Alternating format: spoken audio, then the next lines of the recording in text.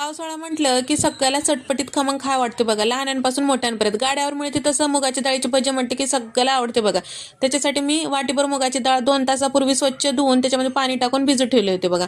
डाळीवरचं पाणी काढून टाकले, उगं थोडं पाणी ठेवले बघा, मिक्सरमधून फिरावं एवढं. आणि 10-12 लसणाच्या पाकळ्या, 1 चमचाभर जिरे, 10-12 हिरव्या मिरच्या आणि थोडी कोथिंबीर, कढीपत्ता टाकून घेतले बघा. आणि 2 सुक्या लाल मिरच्या, अद्रकीचा एक छोटा तुकडा टाकून घेतले आणि 1 चमचाभर धने पावडर टाकून घेतले, अर्धा चमचा हळद टाकून घेतले. मिक्सरमधून थोडं जाडसर काढायचं बघा या पद्धतीने. आता यामध्ये चवीपुरतं मीठ टाकले, चमचाभर ओवा टाकले बघा. तर हे पीठ 1 मिनिटभर छान फेटून घ्यायचं, म्हणजे पीठ छान हलकं होते बघा. आता तेलामध्ये हे भजे सोडून घ्यायचे. आता तेल आधीच मी गरम करायला ठेवलेलं होतं बघा.